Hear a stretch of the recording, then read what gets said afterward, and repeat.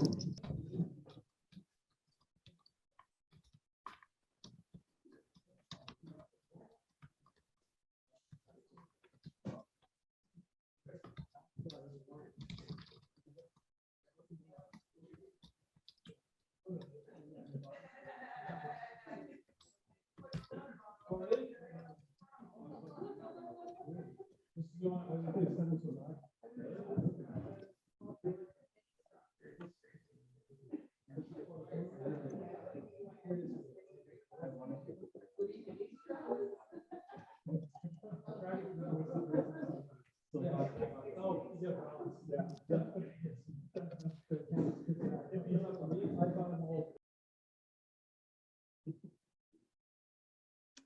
right, Heidi, you're ready to go, eh?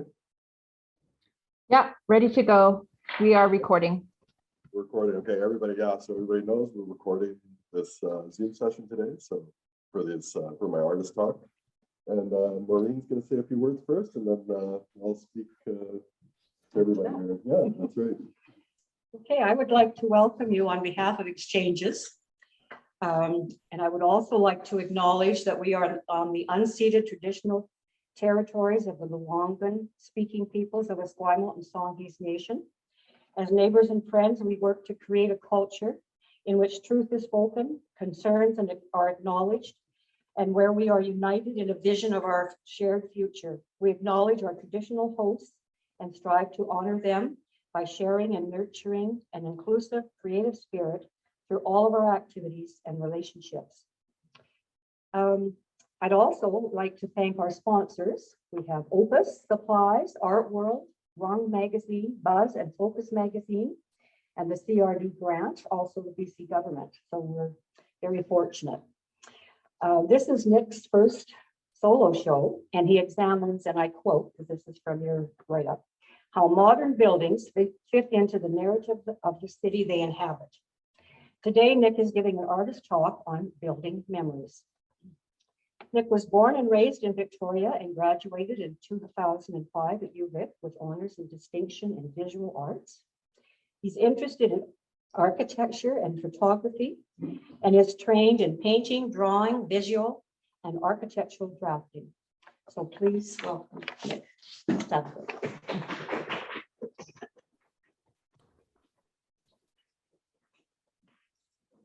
That's excellent. Thank you very much, Maureen. And thank you everybody for coming and attending today for my artist talk for my show, Building Memories here at Xchanges Gallery. And like Maureen mentioned, you know, thank you to the Provincial Government Gaming Commission, I believe it is, for their grants, and the CRD as well for their grants that support the artist exhibition program here at Xchanges. So I'm going to share my screen here. So let's see.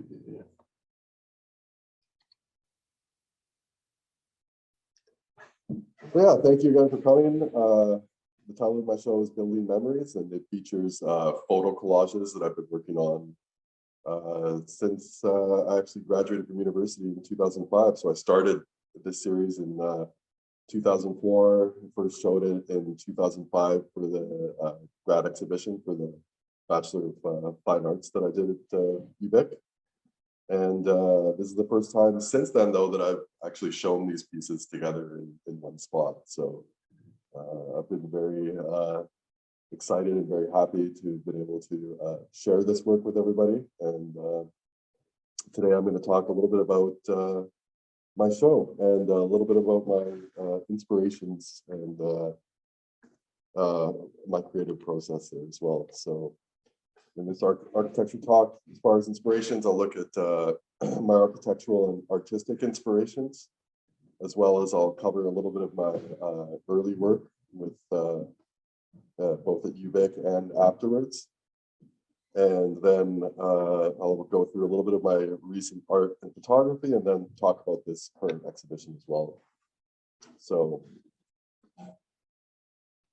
as far as architectural inspirations and architectural styles, I've always been influenced by the international style of architecture, which is like the steel and glass sort of reflective office towers, like you see all over the world, like office towers and residential buildings, and that sort of like a modernist style that's ended up being known as the international style, because you see these types of architecture all throughout the world, in almost every major city in the world.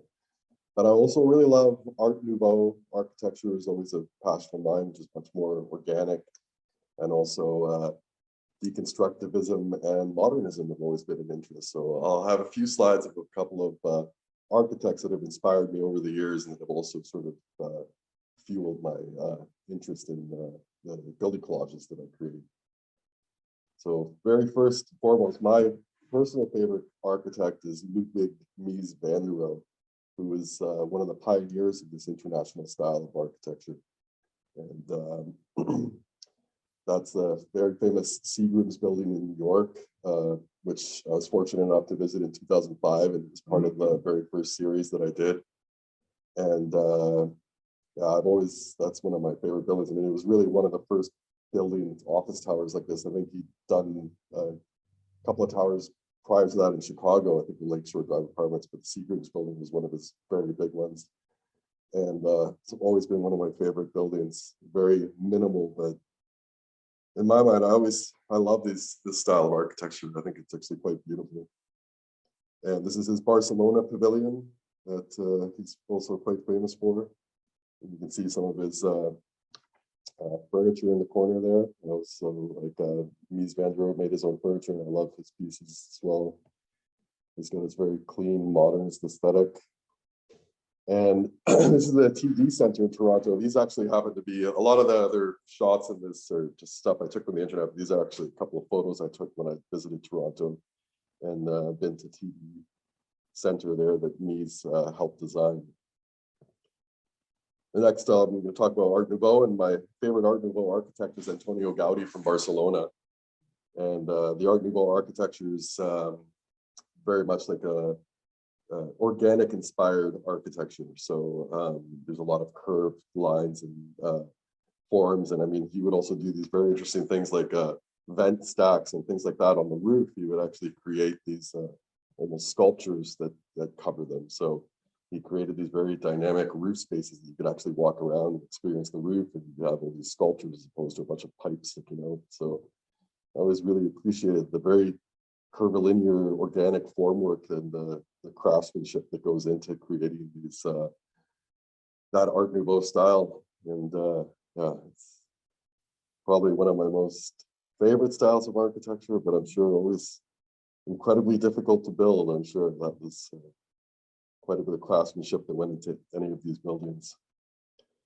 And then a more modern architect, Frank Gehry, has definitely been a huge inspiration to me. I've always loved his work, and I mean, I think everybody knows Frank Gehry and has seen his buildings, and this is the Guggenheim Museum in Bilbao, which is one of my favorite buildings, and I had a chance to visit that in 2001. It was amazing.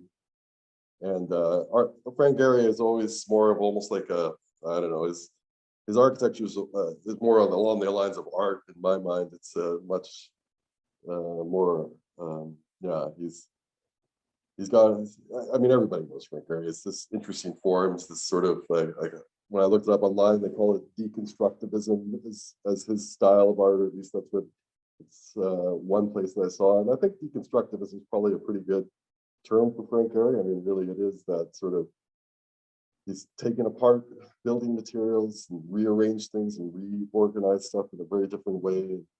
His buildings have these beautiful curves and shapes as well. I mean, it's almost got like some of the Art Nouveau organic curvature to it as well. This is what used to be called the Experience Music Project in Seattle. I think they changed the name recently, but that's another one of his buildings there. And then talking about modernism now, and this is Moshe Safdie, who's a Canadian, Canadian-Israeli architect. And yeah, I've always really appreciated modernism too. I mean, there's so many architects that I could talk about with relation to modernism, like Frank Lloyd Wright, and I mean, all these people, like there's so many, but I've just chose a few. And I really loved Moshe Safdie's work, especially this Habitat 67 that he made. Pretty sure he was like just out of architecture school, but he was he came up with this and he wanted, I think it was like a commission or something, or a contest he won or something, but this apartment building got created, and I've always loved that sort of MC Escher-like quality that there is to that architecture. It's a very unique building. I've never visited in person, but definitely if I ever go to Montreal, I'll take a trip there.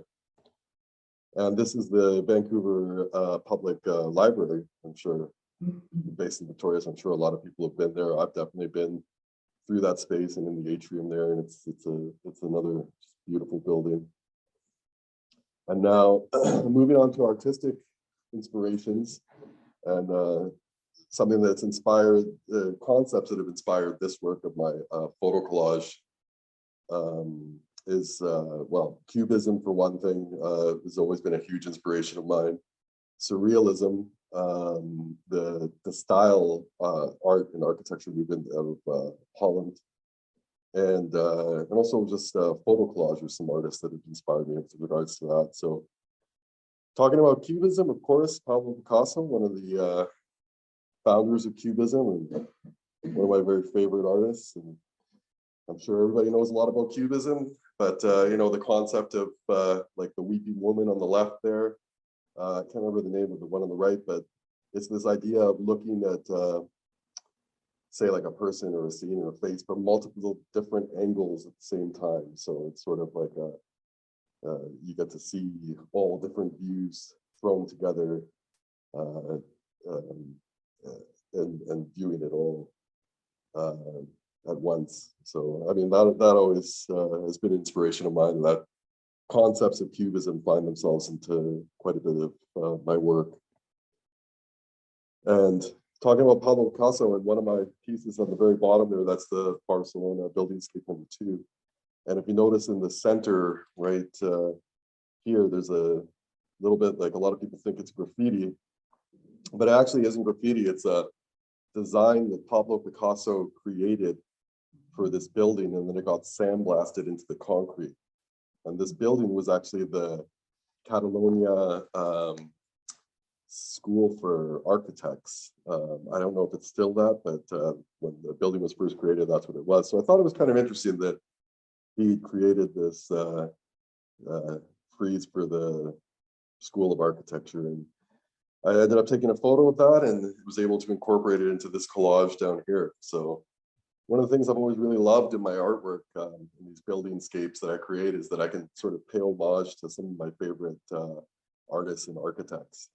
So in this case, to be able to put Pablo Picasso into one of my pieces, it's a very fun thing for me to do. Salvador Dali, of course, not only, you know, his first name Salvador and my last name Salvador, so automatically I like Salvador Dali, but you know, everybody knows him, the surrealism, right? Like you've seen these pieces, his work speaks for itself. And yeah, it's always been a big inspiration. And I like to also draw on surrealist elements into my artwork as well. A lot of the sort of these photos, I mean, I called this show Building Memories, and it's because like as I create these pieces, and a lot of times I do the collage later on, sometimes years later after taking the photos, that it's really like me drawing from my memories in a way. Like I only can work with what photos I took. So I get to like pick these pieces of memories and put them together and somehow refashion what I sort of remember my experience of that city being like. And then I mentioned the style movement earlier in architecture. It was a Dutch movement. Theo van Doesburg was one of the pioneers of it, also Piet Mondrian as well. And here's a few of Theo van Doesburg's drawings. More so than Mondrian, van Doesburg has much more of like a drafting aesthetic to his work, architectural design aesthetic. And these are just a few of the pieces that really inspired me as well. And I think that sort of some of the things like this, like these architectural forms that are sort of deconstructed in a way, again, I sort of try and draw on that as I reconstruct my pieces, something that, you know, things are floating about in space, but they somehow create a relationship with each other, and you can read it as a sort of cohesive whole, even though it's sort of objects and shapes floating around in space. Now, talking about photo collage, David Hockney is definitely one of my biggest inspirations for collage works. Not so much maybe like the buildingscapes, but I've also worked on a series that I call scenescapes, but David Hockney called them joiners. And these are some of David Hockney's joiners here. So he started off using Polaroid images that he would piece together. These two pieces are using Polaroids, and then later on he sort of ditched the Polaroid and ended up just overlaying photographs together. So these were all done, you know, by hand, laying photos on top of each other. And whereas like for my works in my show, Building Memories, I did all of my collaging in Photoshop on the computer. But my collage process is very similar to laying a photo on top of another, just like you would if you actually had a physical photo and did it yourself. These are a few more of his joiner pieces. So again, like when I was talking about Cubism and Surrealism being an inspiration of mine, I mean, I see that in this work, like the sort of Cubist concept of seeing multiple, you know, say a figure from multiple different angles at the same time at different times of time and space. And I think that comes across in these works. And this was a big inspiration for my photography and for my collage work. Here's a few more of David Hockney's joiners. And then probably one of the biggest inspirations for me, sort of transitioning between art and architecture, and not transitioning, I mean, art and architecture are pretty closely related in my mind, but this is an artist, Gordon Matta Clark. Not, I don't know if a lot of people know about him, but he is a very influential artist for me. He passed away quite young, like in his 30s, I believe, and it was like he passed away in 1970. So it's kind of well before, you know, well, internet and all that. So I don't know how many people are very familiar with his work, but he would, he sort of had gone to architecture school and then he sort of rejected it. And then he went into art and pursued his art career. But he's got these very interesting pieces where, like, say, this piece that was called Splitting, he actually owned this house. I can't remember where it was in New York, but it was going to get demolished. And he ended up going in and he cut the building in half. So physically cut the whole thing and then removed part of the foundation. You can see how the foundation sort of angled there to accentuate the cut that he created. You can see the cut splitting right through the building right there. And then he also took and would take these photos and collage them together. So you can see this photo collage of splitting, like one half splitting. I mean, just like what you do if you took a section drawing in architecture. So he sort of created a physical section drawing. So yeah, so in his photographic works were also part of his art. So not only doing the physically creating this, cutting the building in half and that, but then also his art was how he presented that in the gallery later on through his photography. And then this is a piece he did in Paris. I can't remember the name of the building, but he cut a huge hole. And I mean, obviously it's not just him, he had a whole team of people working with him to cut these giant holes right straight through this building. Again, it's a building that was going to be demolished. And prior to demolition, they gave him permission to come in and do this. And then he's a huge inspiration for me because of his photo collage, especially. Like, I loved how he collages his images together and how he sort of follows these lines along. So your eye is sort of drawn around from one image to the next. And that inspired me with how I ended up arranging my building collages, because I always try and sort of find areas where one line dives into another in different photos, so that at least as you're looking at the piece, your eye doesn't get stuck, and it gives you an outlet for your eye to sort of continue to move along the entire work back and forth. And I think that's sort of similar to what Gordon Matta Clark did in these in some of these collage works of his. You can see a couple other collages. So, you know, this just sort of overlaying these photos together and having that be part of his artistic process as well. Same thing there. This is one of the pieces that definitely inspired how I end up collaging my work later on. And then just talking about, I mean, just influential photographers and artists, Canadian artists, like Jeff Wall is one of my personal favorite artists, period, and definitely one of my favorite Canadian artists.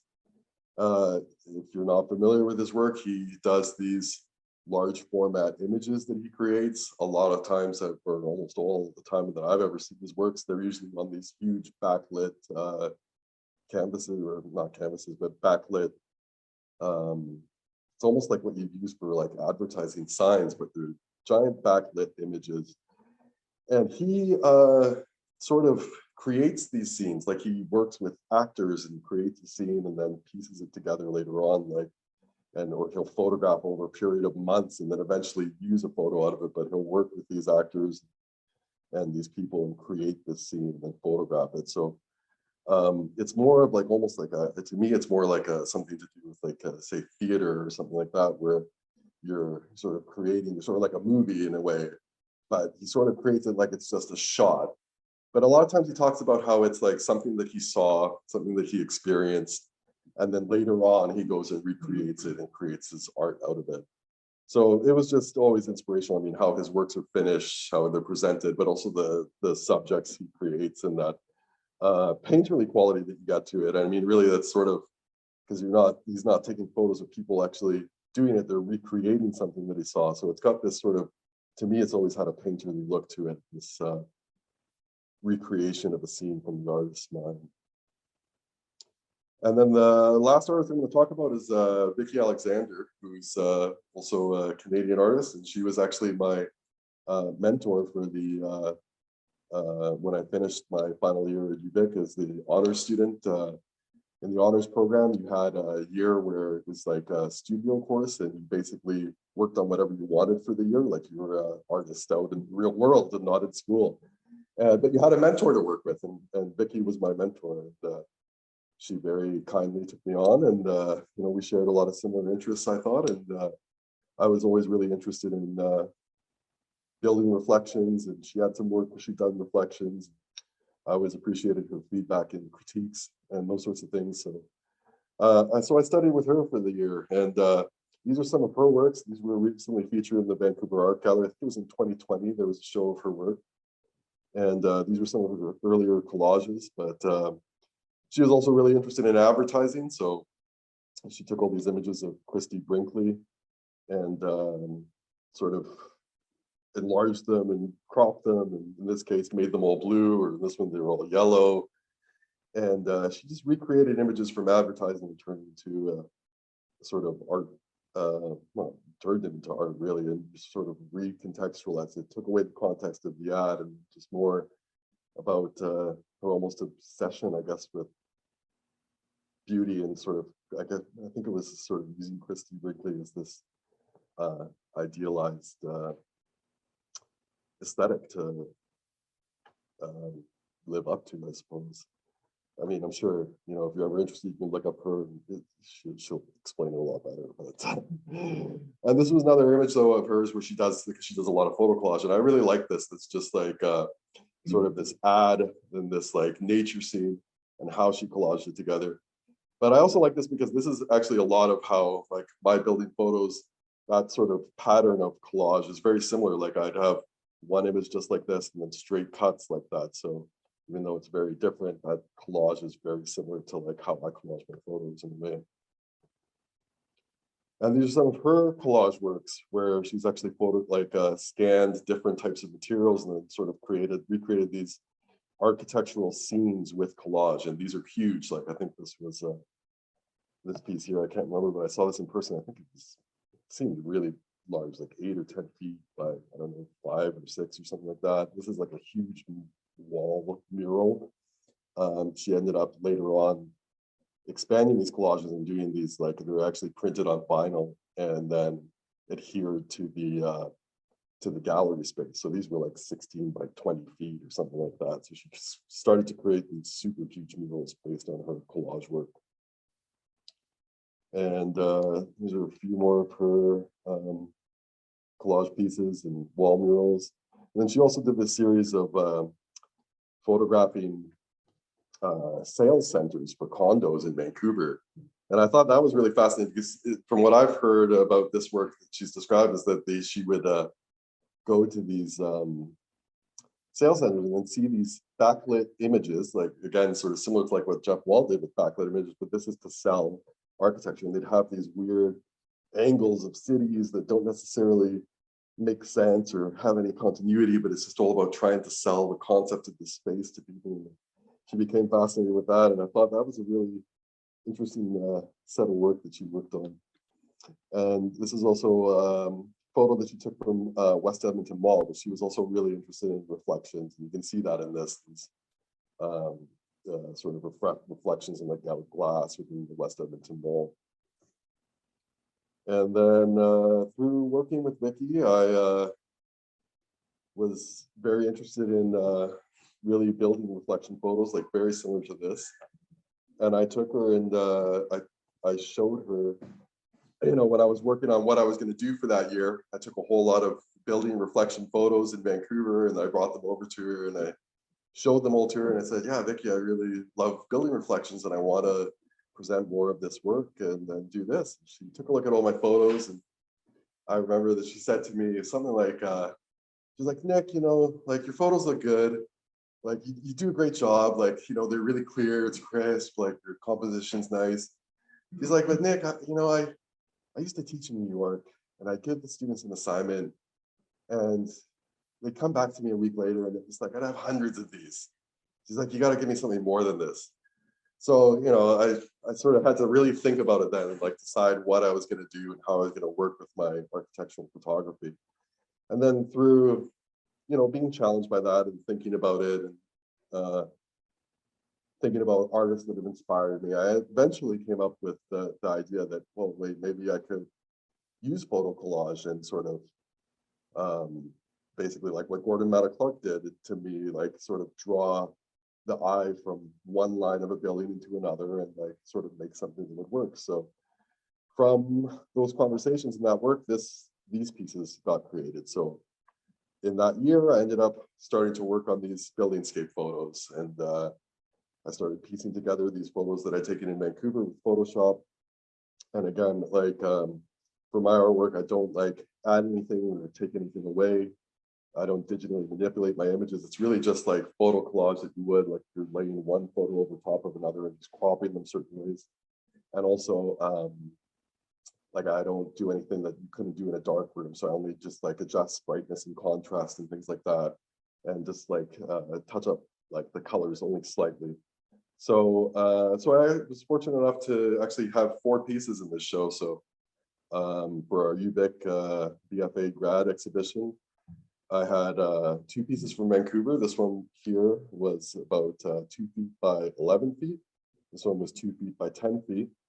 And then that year, I was lucky enough to actually go travel to New York and Las Vegas as well. So I have this piece that was from New York. This was 2 feet by 12 feet. And this piece here is Las Vegas. It's also 2 feet by 12 feet. So I presented these for that grad exhibition, which was the very first time I'd worked in these buildingscapes.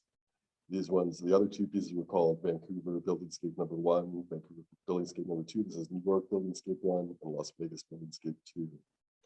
And, you know, again, it was really fun for me, like, especially for the New York one, I was able to, like I said, in my work, I like to try and use or incorporate some of my most favorite architects and artists into my pieces. So in my New York piece, I was able to get the Seagrams building and have Mies van der Rohe right in the center of it.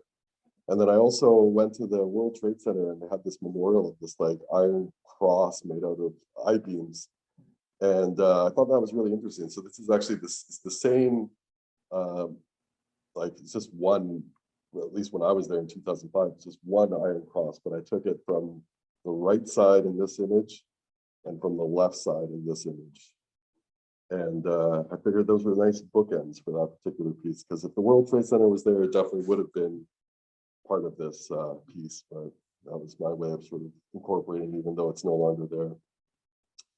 And then after graduation, I took a little bit of time off art. I didn't really make anything for about 6 or 8 months. And then I slowly got back into it. At the time, I was working at Harbour Air. It's one of the reasons why I was flying to Vancouver all the time and taking photos was because I used to be able to fly with them quite a bit. And these were a couple different pieces that I made during that time. This one is very similar to David Hockney's Joiners. I like to call my pieces scenescapes, but This is, I called this piece Workers Refueling the Seaplane in 2007. And so this is a bunch of, I basically sort of photographed the scene and then recollage it afterwards. And this is probably made up of about, like, I think 30 or 40 photos that I took while my colleagues were refueling the seaplane. And I also did a series of aerialscapes. So as I'm flying in the airplane, taking photos and reconstructing them. So that's this here, and that was, this one's called Vancouver from the Air, Point Grey. So it's just kind of looking out towards Point Grey. So I've done series of both of these types of works, and yeah, multiple different aerialscapes and scenescapes. And then this is a buildingscape that I did after graduation. I went to Toronto, I think it was in 2006, and I collaged this in about and printed in about 2008. And this was one of the first pieces where I ever actually used advertising in it. I mean, I'm interested in architecture, but also advertising and how advertising draws the eye and sells things to you. And, you know, they use artistic principles in that to, again, sort of like draw your attention to certain things and sell you an object. So this was the first time I sort of incorporated advertising into a buildingscape piece. And I really love these ads that they had. This one says live with art. This one says live with film. And yeah, that was the first buildingscape I made after graduation. Then I hadn't really exhibited work for a long time, but then finally in about like 2012 or 2014, I started entering photo contests here and there and things like that, and some group exhibitions. This was a photo contest I entered in actually 2016, and the Monday Magazine photo contest that was done in partnership with the Community Arts Council of Greater Victoria. And this piece won the Prism's Choice Award that year. So that was very fun. This is called Earth, Wind, Water, and Fire. And this was from the Experience Music Project in Seattle by Frank Gehry. And that's one complete image. That's not collaged or anything. So that was just a single shot that I caught. This is actually the concrete from the, what's it called? The monorail or something like that. It runs through Seattle that, I don't know why, I can't remember, but it's basically a train monorail that passes right through the Experience Music Project. And this is a scenescape that I created. It's called Who Needs Art? And I called it Who Needs Art because, I don't know if I can zoom in on this, but there was an ad. Again, this is advertising for Cooper Quay. It was like basically selling condos. That ad said, Who Needs Art? And I really just love that, and incorporated it into my scenescape. Again, this is one ad, but you see it here, and then as I took the scene, it comes back around again. It sort of bookends the piece, so you're seeing the same ad twice from different angles and different times, different perspectives, slightly different. So this piece actually made it into the 2016 Souk Fine Art Show, and this piece was 20 inches high by 84 inches wide. So about 7 feet wide. And this is from another photo contest the following year. This was in 2017. It's called the Passing Summer Storm. This was taken, I think, somewhere around Edmonton. And I was actually a passenger in a car at the time. So I don't know if you can tell online, but in the actual image, you can see that actually right down here, it's actually all motion blur. And then this there's this quick storm that's passing right through. So this piece was also in the Monday Magazine photo contest in 2017. And this was a partnership with the Community Arts Council of Greater Victoria. And this piece won that year for the category of movement and emotion. And then here's some work that I've had in several different group shows over the years. So this was from the Look show in 2017. It's called Midnight Pearl. It's another scenescape photo. These ones, actually, most of these scenescapes, I didn't mention it before, but I usually print them off on, well, these were all printed on vinyl, mounted on foam core. And then I would actually cut out the negative space. So it wasn't like it was framed in a picture frame. It was actually like the shape of the images was the shape of the piece. So that we all have these jagged edges all the way along. I did the same thing with that seaplane image and the other scenescapes that I might have shown here. And these are a couple of photos that I took, and these were in the Art Victorian Now show that was presented by the Victoria Arts Council in 2017. So this one's called Takeoff, and this one's called Under the Space Needle. And this Under the Space Needle one I really like because it almost looks like that Ben-Day dot pattern, but it was actually protective glass, and it was like a film that we put over this protective. So it's like an inch thick glass, and they had this like coating that gave this dot pattern. And to me, it reminded me of like comics or something, but you know, this is it's really just the glass that protects anything from falling on your head one way to go up the space needle. And then this piece is called Spring Magnolia. It's from 2020. And this made it into the 2020 Super Fine Arts Show. Unfortunately, that year it was online because of COVID. So this piece never actually got physically seen, but it was part of that show. So, and some more group exhibition work I did recently was with the Xchanges members group exhibition in 2020 called A Moment in Time. It was right here at Xchanges Gallery, and all the different members of Xchanges had some pieces in this, and I just did some of my photography in this one. This one is called Morning Light at Campsite 27 at the Greenpoint Campground from 2020. And this one is called Stormy Rainbow from 2020 as well. And these are just some of my pure photography with no digital manipulation of any type. And now I'll just talk a little bit about some of my building photos from, buildingscapes from this series, from the show, Building Memories. And the very first piece here is from Madrid. This is Madrid Buildingscape #1. And it's called Puertas de Europa, the Gates of Europe. And that's the name of this building here and here. And here, they're actually twin towers that are on an angle. So they're sort of like I think it's like maybe like a 60-degree angle or something like that, but they're angled towards each other, and there's a road that goes right in between them.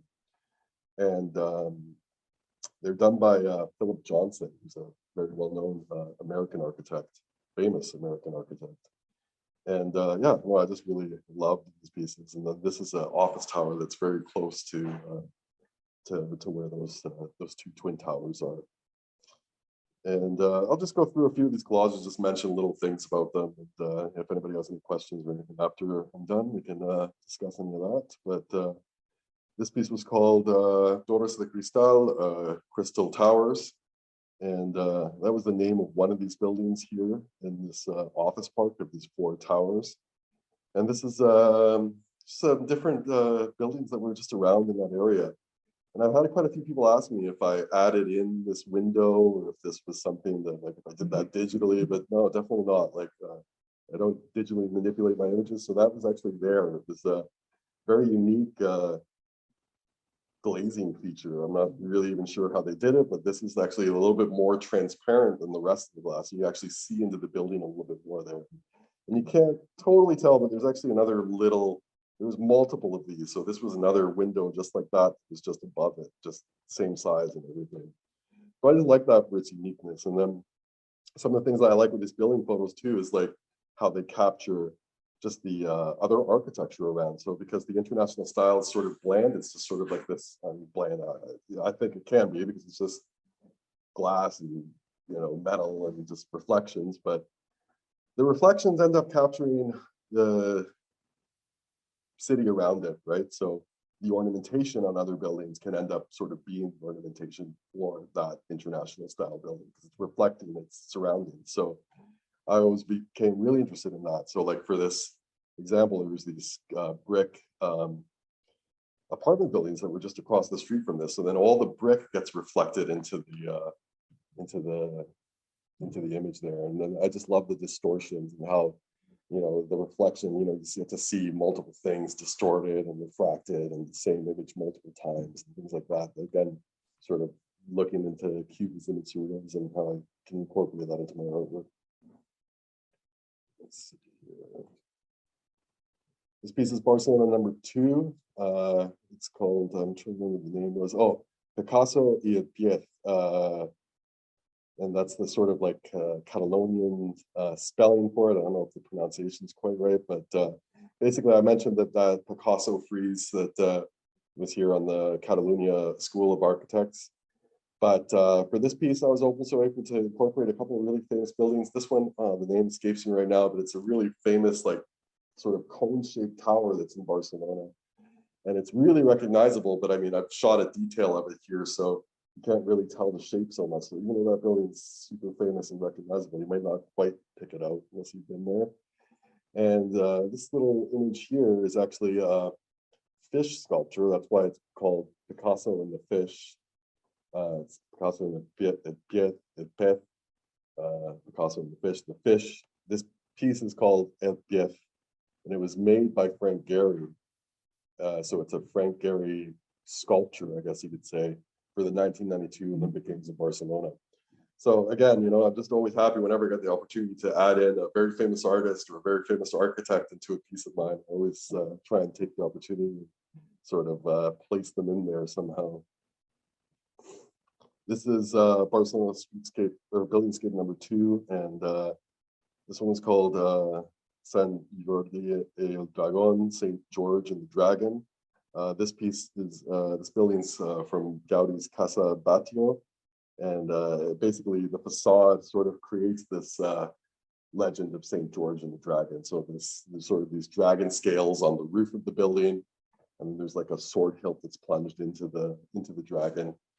And this is the lower level of that building, and this is the upper level of it. So this is sort of looking at it from the left side. This is looking at it across the street from the right. And this is another famous Antonio Gaudi building called Casa Mila that's just across the street from this. So this piece, I sort of wanted to pull together a few Gaudi buildings. And then this is actually a shot that's actually from the port. And I've got a couple different things here. Like Gaudi was very influenced by nature in his pieces, in his architecture. And I've read several things about sort of comparing different natural elements to Gaudi's work, like this nautilus shell and other types of seashells that you sort of see repeated in his architecture. And I was down by the port, and there was this building with this really interesting glass. Well, there's like an extension of the building that comes out, and you can walk in there or something. I've never really quite figured out exactly where I got to walk in and see how that worked. But on the side of this building, so underneath this reflection, there's this little pond right here. And you can see how the building sort of tilts up and reflects. You can see that reflection of that pond right in the building there. I ended up getting a little bit closer. I ended up taking this photo. So this was reflected into the image here. And then there's the reflection of that pond right there on reflected onto this angled glass architecture. So it's a very sort of weird, unique photo. I actually had to look back into my photos to even figure out how I took this and what that was.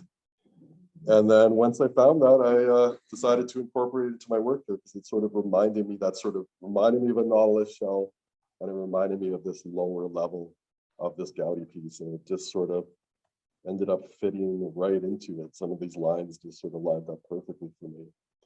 So that was my way of sort of incorporating those concepts into that piece. And this piece is called Beauty in the Eye of the Beholder. This is in Seattle. And again, I'm taking some of the ads that I saw there and incorporating them into the work. And but I also picked this, again, the Experience Music Project in Seattle. This is that Frank Gehry building there. And I like it because part of the reason why I called it Beauty in the Eye of the Beholder, because that building got a lot of flack from architecture critics and people that called it ugly and things like that. And I mean, you know, everybody's entitled to their own opinion. I think it's a beautiful building. So that was sort of what I was thinking. And then also, you know, like, sure, some people think it's ugly, some it's beautiful, but then I like this ad here. And, you know, it's obviously a beautiful woman advertising for Nordstrom, but if you look, like, it's on a very ugly, rundown building. So I kind of thought that was interesting, this like beautiful image covering up this ugly, rundown building, and this beautiful building that people consider ugly. So that's sort of my associations there for that piece. This one's called, I think it was called Revelas. Beata y Malaga, yeah, Beauty in Malaga. So yeah, we were in the south of Spain in Malaga, and again, fascinated with the reflections, but I also love sometimes putting in old architecture along with the new architecture and how that relates to the buildings within the city and the sort of narrative that gets created between that.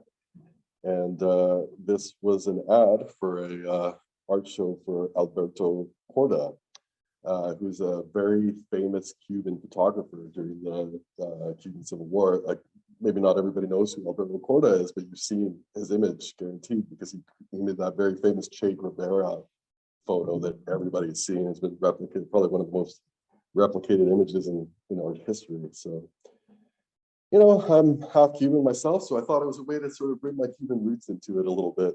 Spanish city, I'm Cuban and Spanish, so it tied it all together for me. This piece is called Somewhere Over the Lanai. It's from Honolulu. So I was just really interested in Honolulu, just the colors and the reflections, and trying to incorporate these different colors and reflections. I didn't really know much about these buildings, but they really caught my eye, and it sort of, to me, kind of captures that feeling of Hawaii. And that's what I love. Like, even though it's a very similar style of architecture you see everywhere, I mean, there's just differences, like regional differences. You see palm trees and things like that, but also the quality of light in different cities just feels different. So that one has a very Hawaii feel to me. And this piece is called Diamante Roja, and it's red diamond. And this is in Calpe, which is on the east coast of Spain, just south of Valencia.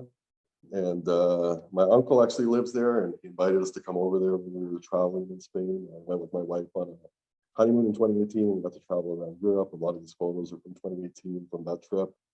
And this hotel was called Diamante Beach. That's where we stayed. And then this was very famous building by the Spanish architect Ricardo Bofill, who just passed away last month, actually.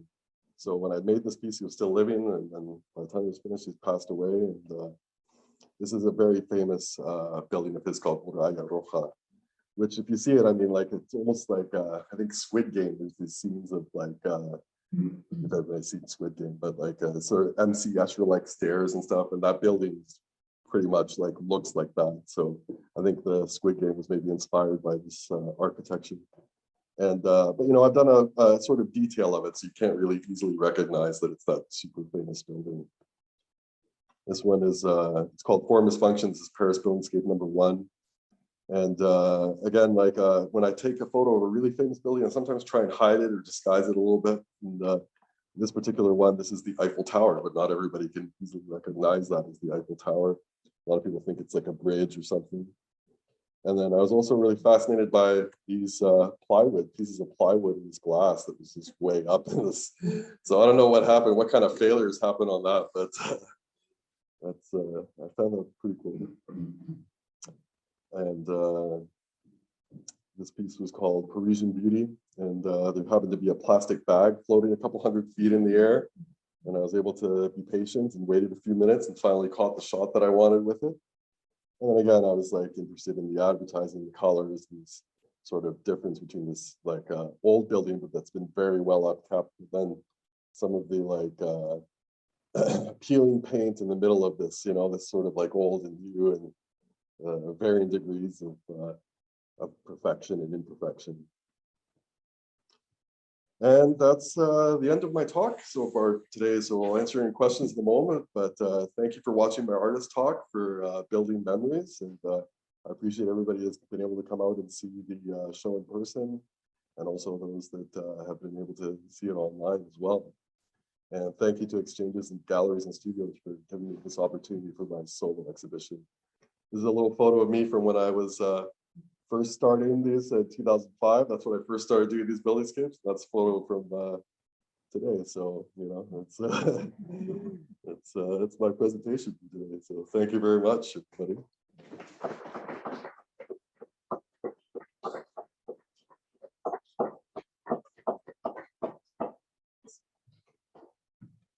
Yeah, I don't know if there happen to be any questions or anything like that.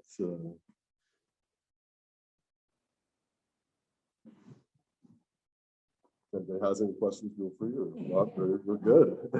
All right. I'd like to thank everyone for coming. Excellent. Thank you very much, Marie. Thanks. Thank you.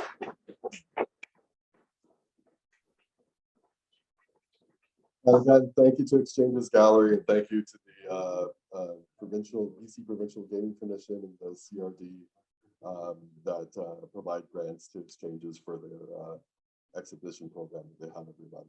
So thank you very much, everybody. Thanks, Nick. Excellent talk. Excellent. Thank you. Bye. Okay, I'm going to hit end. Okay, thanks.